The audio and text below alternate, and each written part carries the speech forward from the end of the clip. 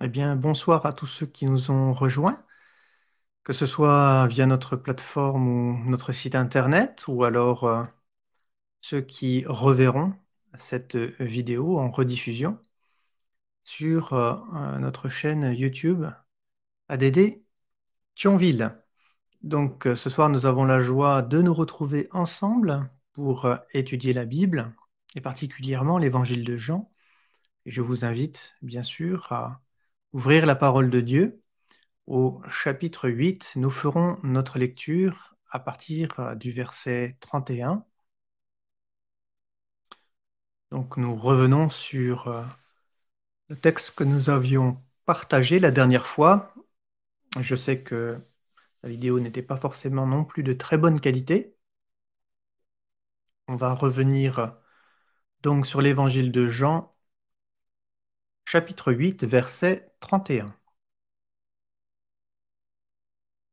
Donc j'aime à dire que ce chapitre 8 est un chapitre tout à fait particulier dans l'évangile de Jean, parce qu'il met en lumière, de manière assez extraordinaire, eh bien, tout simplement la divinité de Jésus.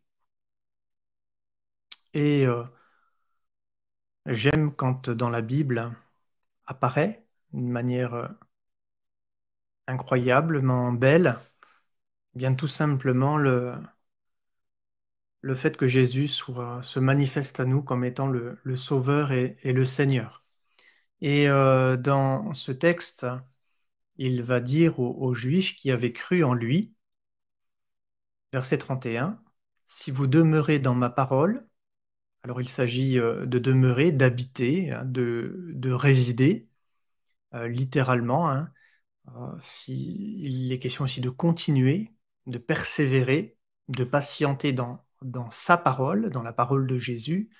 Vous êtes vraiment mes disciples, vous connaîtrez la vérité et la vérité vous affranchira. Et ils lui répondirent, nous sommes la postérité d'Abraham et nous ne fûmes jamais esclaves de personne. Comment dis-tu, vous deviendrez libres? En vérité, je vous le dis, leur répliqua Jésus, quiconque se livre au péché est esclave du péché. Or, l'esclave ne demeure pas toujours dans la maison, le Fils y demeure toujours. On peut poursuivre au verset 36, si donc le Fils vous affranchit, vous serez réellement libre. Amen. Il y a dans le verset 31 une succession de vérités, un conditionnement qui est expliqué par Jésus concernant notre affranchissement. Notre affranchissement, c'est-à-dire notre liberté. Être libre par la foi en Jésus. Et cette vérité d'être libre, libre vis-à-vis, bien évidemment, de son ancien moi, hein, parce que euh, l'homme naturel est pécheur, il est soumis à une puissance, il est dirigé selon cette puissance, il est manipulé par cette puissance, c'est la puissance du péché. Il est aussi malheureusement conduit dans la boue du péché, et donc avec toutes les conséquences qui impliquent l'impureté et toutes sortes de réalités spirituelles néfastes. Et ici, bien évidemment, l'évangile est de nous faire prendre conscience que Dieu veut nous rendre libres, libres à l'égard de ce moi qui est pourri par le péché, qui est prisonnier du péché. C'est pour ça que ce moi doit mourir et que nous devons renaître en Jésus, vivre une vie nouvelle, pleinement libérée de ce que nous étions autrefois et devenant ainsi une nouvelle création, recevant par la foi le pardon de nos péchés, étant purifiés, non seulement purifiés de nos péchés, mais aussi purifiés de notre conscience souillée. Dieu veut rétablir donc tous les aspects de notre vie par la foi en Jésus à travers l'œuvre de la croix. Et donc, on voit que des Juifs avaient cru en lui. De toute façon, ce qui est clair, c'est que les premiers croyants, les premiers chrétiens furent des Juifs. Et nous le savons d'autant plus que, évidemment, les disciples qui ont suivi Jésus étaient des Juifs, ces disciples qui sont devenus des apôtres. Et à travers leur ministère, l'Évangile est parvenu jusqu'à nous, en Europe, de sorte que par le ministère de ces hommes juifs de l'Église de Jérusalem qui ont envoyé des missionnaires partout dans le monde, eh bien, l'Évangile a atteint les perdus, les non-croyants que nous étions. Et dans ce verset, il y a donc une succession de vérités qui nous amènent à vivre la vérité de l'affranchissement, de la mise en liberté. Cela nous ramène évidemment au processus qui s'est passé en Égypte pour le peuple juif.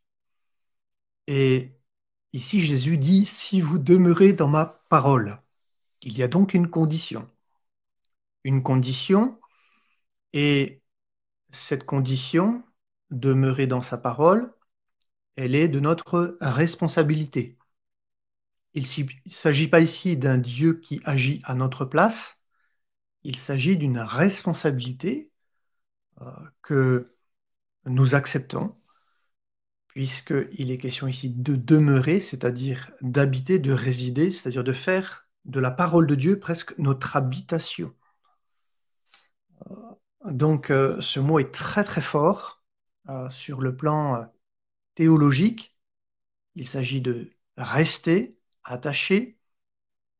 Et dans cette parole, la Bible dit, dans la mesure où nous y résidons, que nous y demeurons, que nous continuons à la lire, à la méditer, alors nous serons réellement, véritablement, mes disciples, les disciples de Jésus. Ce qui donc caractérise un disciple authentique, c'est quoi?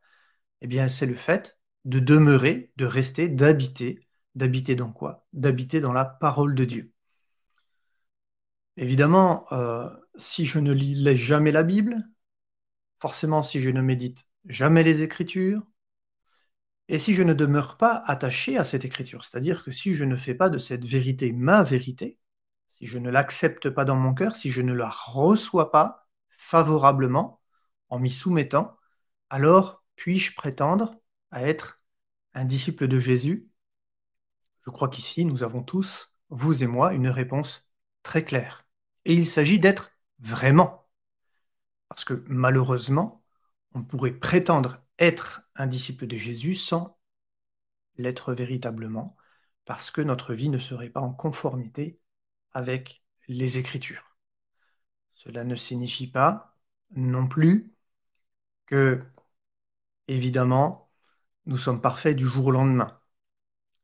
C'est-à-dire que nous vivons dans notre vie ici-bas une vie qui est pleinement, complètement, totalement à la gloire de Dieu et qui est en harmonie avec sa volonté.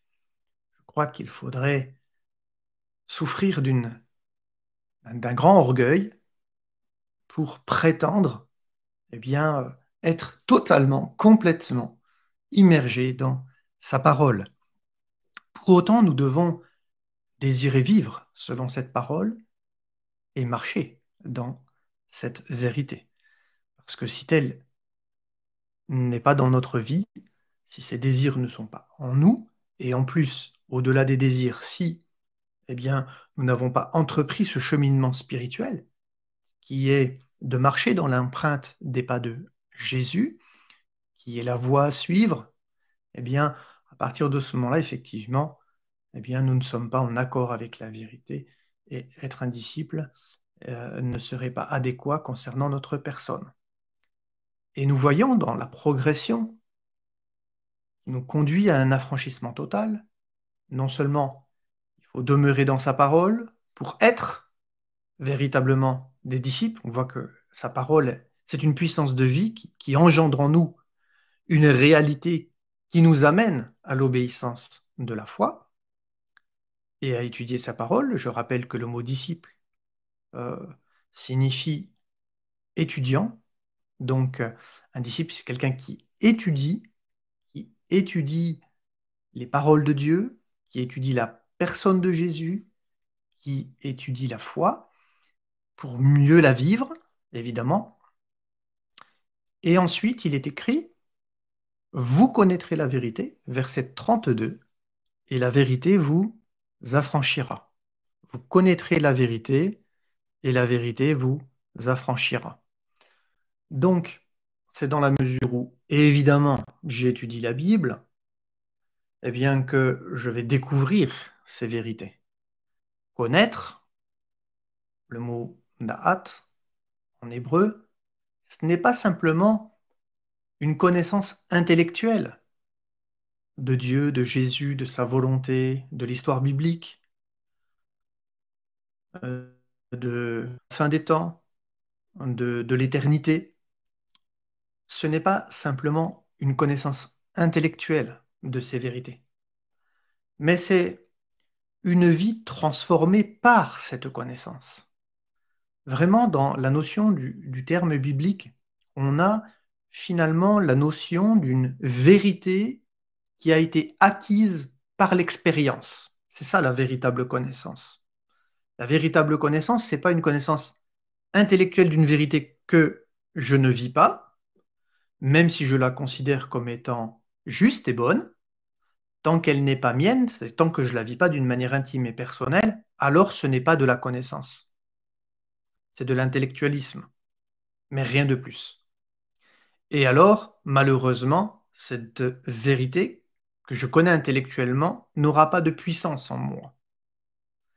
Elle va agir véritablement que si je l'accepte, que si elle pénètre mon cœur, mes pensées, que je m'y soumets, que je m'y conforme. Et à partir de ce moment-là, eh bien, cela va déclencher la puissance de Dieu dans ma vie, c'est-à-dire que l'Esprit de Dieu, à partir du moment donné où j'accepte cette vérité en moi, où je m'y soumets, eh bien, c'est comme si j'ouvre la porte à quelqu'un qui frappe à la maison. Et je le fais entrer. Et donc, je vais ouvrir la porte à l'action du Saint-Esprit qui va véritablement, à ce moment-là, intervenir de manière providentielle, miraculeuse, surnaturelle, parce que cela vient de Dieu, pas de nous, pas de l'homme, pas de la société. Et cela nous introduit à ce moment-là, c'est ce qui est écrit, vous connaîtrez la vérité, et la vérité vous affranchira. Cette puissance de vie va nous emmener dans cette vie de liberté. Donc ici, eh bien, nous découvrons encore une loi spirituelle, un processus. Et si nous sommes dans ce processus, alors nous sommes dans le processus de la délivrance. Nous sommes dans le processus d'une vie bénie et enrichie par la grâce de Dieu.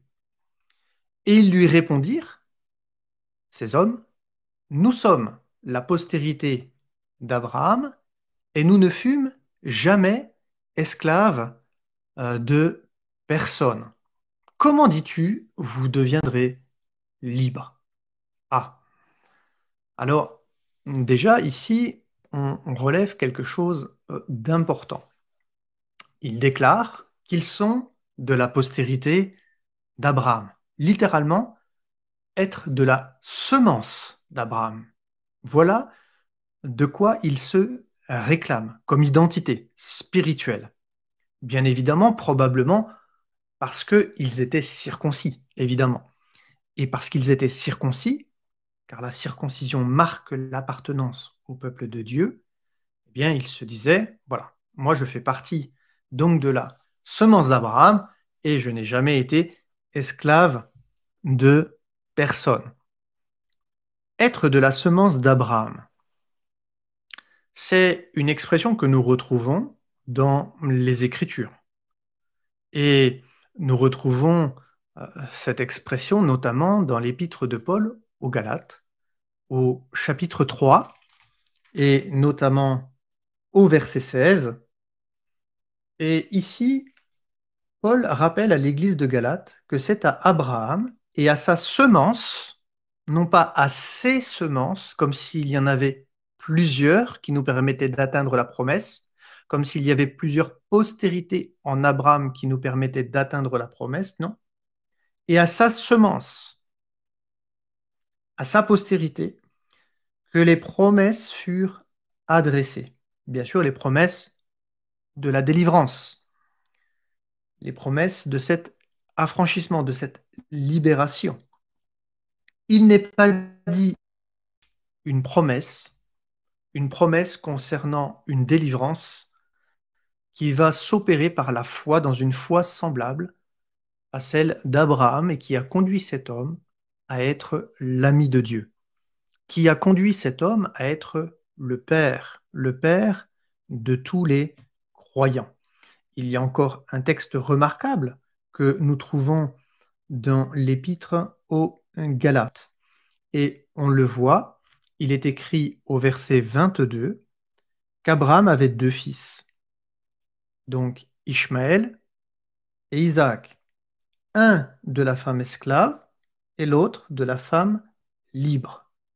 Celui de la femme esclave est né selon les capacités naturelles et limitées de l'homme. En effet, dans cette union qui a eu lieu, eh bien, qu'est-ce qu'il va se passer? Il n'y a pas eu un miracle divin. Abraham a simplement eu un enfant avec Agar, la servante. Mais concernant Isaac, là, bien évidemment, eh bien, celui de la femme libre, c'est-à-dire l'enfant de la promesse, qui est né de Sarah, est né par l'œuvre puissante et surnaturelle de Dieu, conformément à la promesse. Et donc, de la même manière qu'il y a eu un miracle dans la vie de Sarah, de la même manière, d'une manière prophétique, cela annonçait le futur miracle dans le sein de Marie, par rapport à la semence, bien sûr, d'Abraham, qui annonce la venue du Messie et de la délivrance. Et Paul dit aux Galates, chapitre 4, verset 24, il y a dans ces choses un midrash, une explication. Les deux femmes représentent deux alliances. La première est celle du mont Sinaï, qui enfante pour la servitude. Il s'agit d'Agar, c'est-à-dire qu'à travers la Torah, Dieu met en lumière la nature pécheresse de l'homme. Ce n'est pas la loi qui est un joug sur la vie de l'homme, c'est le péché, bien évidemment, dont nous sommes délivrés. Mais c'est grâce à la loi, c'est pour ça que la loi est la manifestation de la grâce de Dieu, la Torah que Moïse va recevoir sur le mont Sinaï va démontrer à ce peuple qui est mis à part par Dieu qu'il est soumis à une autre loi. C'est une loi spirituelle, c'est la loi du péché qui conduit à la mort. Et évidemment, Agar, c'est le mont Sinaï en Arabie. Et on sait que elle correspond, l'apôtre Paul dira, à la Jérusalem actuelle qui est esclave avec tous ses enfants, c'est-à-dire la descendance d'Abraham selon la chair. Mais la Jérusalem d'en haut, celle qui est du ciel, elle est libre, et c'est elle notre mère. Car il est écrit dans l'Ancienne Alliance, réjouis-toi, femme stérile qui n'enfante pas, éclate, épouse, des cris de joie, toi qui n'es point en travail, car la femme délaissée aura bien plus d'enfants que celle qui est avec son mari. Et ce qui est extraordinaire, finalement, lorsque nous découvrons la parole de Dieu, c'est que finalement, par la foi en Jésus, nous-mêmes, nous, eh bien, devenons fils et filles du Dieu très haut, et par la foi en Jésus, grâce à Olivier Franc d'Ismaël, nous entrons dans l'héritage d'Abraham, et c'est un héritage qui nous conduit dans la vie éternelle. Et ça, c'est une parole extraordinaire pour chacun de nous, puisqu'autrefois, nous ne faisions pas partie de ce peuple, nous ne connaissions pas Dieu, nous n'avions pas vécu la sortie d'Égypte, nous n'en avions jamais entendu parler. Mais Dieu s'est révélé à nous à travers l'Évangile, il a manifesté sa grâce envers nous, et lorsque nous étions encore soumis à la puissance du péché, Christ, par son Évangile, s'est révélé comme le libérateur, et nous sommes sortis libres, et ainsi avoir la possibilité de commencer une vie nouvelle avec Dieu. Et finalement, nous aussi, nous sommes devenus par la foi, eh bien, les enfants d'Abraham en Christ. Et c'est pour ça que Abraham est devenu également notre Père, non pas que nous ayons remplacé Israël, mais Israël est la semence d'Abraham selon la chair. Malheureusement, elle est soumise à la puissance du péché. Et c'est en Christ, à travers une semence spirituelle, incorruptible et glorieuse, qu'est venue la délivrance, de sorte que tous ceux qui sont nés par le miracle divin, comme Isaac est né par le miracle divin, alors de ceux-là sont de la promesse, héritent du royaume de Dieu. Voilà ce que veut nous enseigner les saintes Écritures. Donc oui, en Christ, nous faisons partie, nous, de la semence d'Abraham aujourd'hui et de sa postérité sur le plan spirituel. Et ces Juifs disent, de la semence d'Abraham nous sommes, et nous ne fûmes jamais esclaves de personne. C'est évidemment une très très grossière erreur. Comment peuvent-ils dire qu'ils ne sont l'esclave de personne, alors que dans le décalogue, c'est-à-dire dans les 10 commandements, il est clairement stipulé: je suis l'Éternel ton Dieu qui t'a fait sortir du pays d'Égypte. Cela fait partie du premier commandement: tu n'auras pas d'autre Dieu devant ma face. Donc, il y a la réalité que le peuple juif doit se souvenir qu'il a vécu un miracle en étant sorti de l'esclavage de l'Égypte. Et donc, évidemment, ici, les Juifs certains en tout cas, essayent de déstabiliser Jésus. Mais l'histoire montre, et personne ne peut la réécrire, qu'effectivement, Israël a vécu un miracle. Et que oui, ce peuple a été emprisonné, ce peuple a été enfermé, ce peuple a été dominé sous l'oppression et la puissance de l'Égypte, et pour accomplir les durs travaux de l'Égypte. Mais nous bénissons le Seigneur parce que si autrefois nous aussi nous avions été esclaves de l'Égypte spirituelle et enfermés dans nos propres limites à cause de la puissance du péché, nous empêchant d'être l'homme et la femme que Dieu désirait que nous soyons dès la création du monde, alors eh bien, nous bénissons le Seigneur parce que de la même manière qu'il est intervenu miraculeusement, puissamment pour libérer Israël, Dieu est intervenu à la croix du Calvaire en Christ pour nous libérer de l'esclavage du péché. Ainsi, ces Juifs ne comprennent pas, évidemment, la mission de Jésus. Et Jésus leur dit qu'il est venu les libérer. Il est venu les libérer à travers l'œuvre de la croix. Donc, lorsqu'ils disent de personne nous n'avons jamais été les esclaves, là, ils oublient. Ils oublient leur propre histoire. Et en réalité, ils oublient volontairement leur propre histoire pour ne pas que se confirme la parole de Jésus. Pour nous, nous acceptons volontairement, oui, de dire qu'autrefois, nous étions esclaves du péché. C'était notre vie.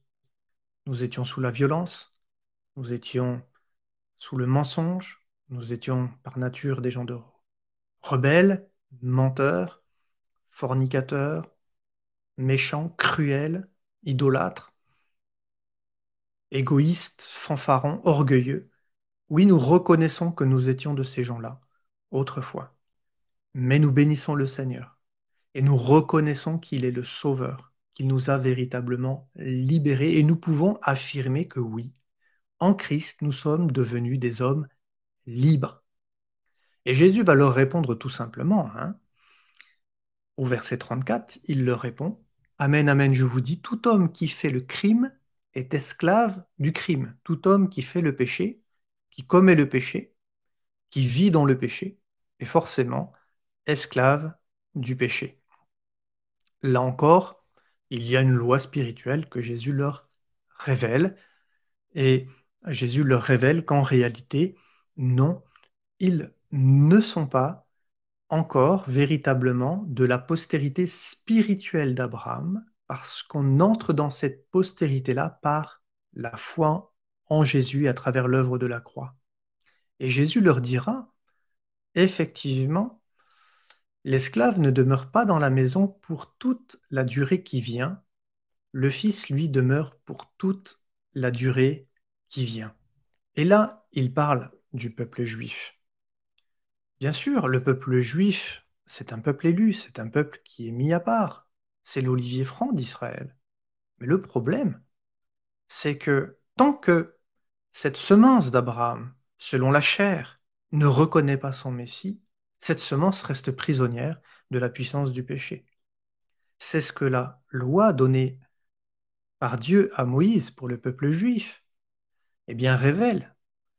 Et évidemment, la loi révèle la nature pécheresse du cœur de l'homme. Pour autant, le Fils, lui, demeure pour toute la durée qui vient. Pourquoi? Parce qu'il est le Sauveur, parce que lui est né sans péché, parce que lui, il est le chemin, la vérité et la vie, parce qu'il est l'envoyé du Père pour accomplir cette œuvre de rédemption.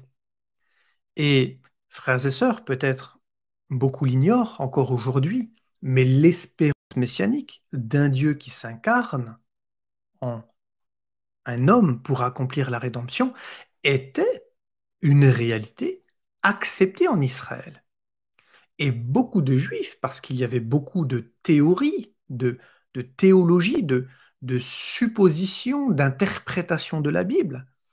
Et dans les différentes interprétations messianiques de l'espérance messianique juive, il existait d'une manière absolue à l'époque de Jésus le fait que, oui, par le Fils de Dieu représentait l'incarnation de Dieu sur la terre pour accomplir une œuvre de rédemption.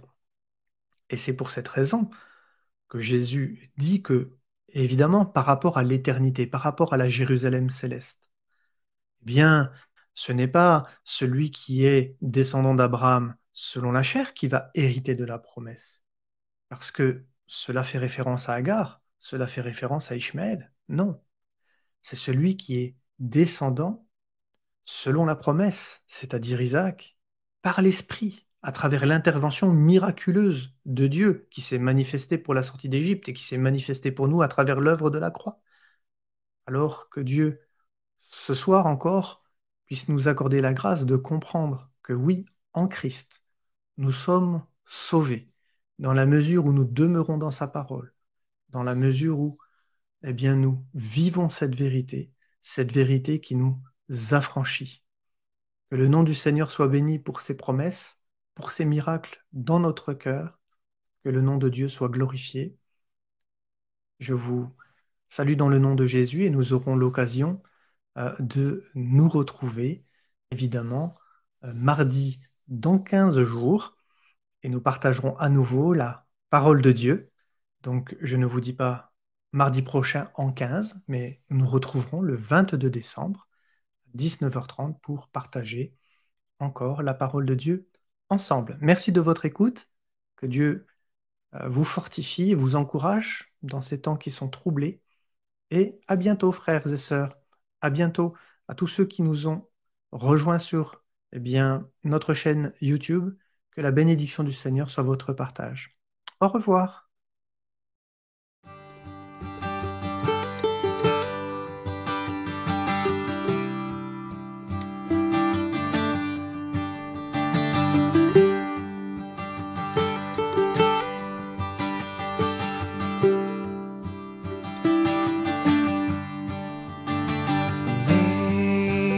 Amazing grace, how sweet the sound that saved a wretch like me.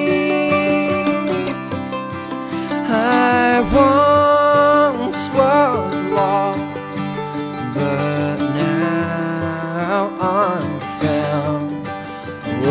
was blind, but now I see.